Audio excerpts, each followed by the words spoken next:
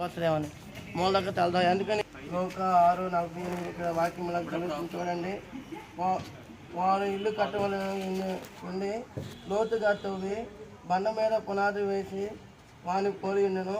వరద వచ్చి ప్రవాహం ఆ ఇంటి మీద వడిగా కొట్టిన. అది బాగా కట్టబడినందున అది కదిలింపలేకపోయాను. ఇక్కడ మనం చూస్తే బుద్ధి గలవాడు బుద్ధి లేని వాడి గురించి లోకాసువార్తలో దేవుడు చెప్తున్నారు. బుద్ధి గలవాడు ఏం చేస్తూ వచ్చాడంటే ఇల్లు కట్టాలని చెప్పి లోతుగా తవ్వి బండ మీద పునాది వేశాడు.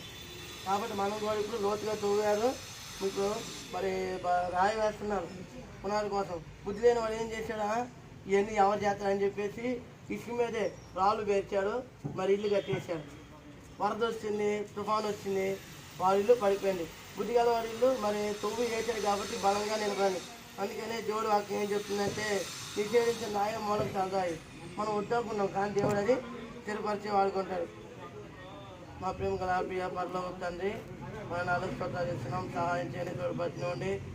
చిట్టి తాతను మీరు జ్ఞాపకం చేసుకుని జ్ఞాపకం చేసుకోండి. గత నెలలో తాతను మీరు పిలుచుకుని అయినప్పటికీ కుటుంబాన్ని ఆదరిస్తూ ధైర్యపరుస్తూ ముందుకు నడిపిస్తున్నాను. నీ కొననాలు మరి వారికి ఇచ్చిన కుమారులు రాజీవన్న భాస్కర్ జ్ఞాపకం చేసుకొని రాజీవన్న తండ్రి ఆయన మరి వారికి ఇచ్చిన స్థలంలో ఇల్లు కట్టుకుండా ఇచ్చిన కొరికే నీ కొన్నాళ్ళు మరి పునాది వేసినగా కుటుంబం దాయిచ్చింది, సహాయం చేయండి. మరి ఆయన బుద్ధిమతుని పోని బండ మీద ఇల్లు కట్టి కుటుంబం అనుగ్రహించాలి. మీకు స్తోత్రాలు. ఇక్కడ పనిచేసే ప్రతి ఒక్కరిని మీరు జీవించండి. జ్ఞానంతో తెలివితో ఇల్లు కట్టబట్టకు రమ్యంగా ఇది అలంకరించబడ్డ కుటుంబం దాయిచ్చామని సహాయం పరలోకం జీవనం కుమరించమని మరి ఎటువంటి కీటనాశకం అట్టకుండా మరి పనులన్నింటిలో తోడ్పడి ఇల్లు సకాలంలో పుట్టిన కుటుంబం దాయిచ్చామని సహాయించమని యేసుక్రీస్తు నామంలో గుర్తించి ప్రార్థించి అడిగిడుకుంటున్నాం తండ్రి.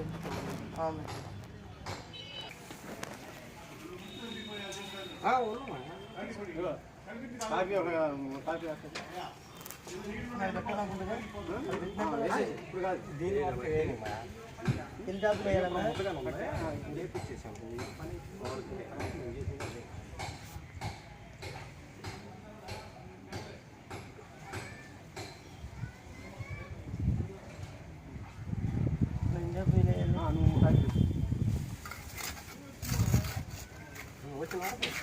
కొంచెం నువ్వు 2 మొక్కలు వేసే చాలు.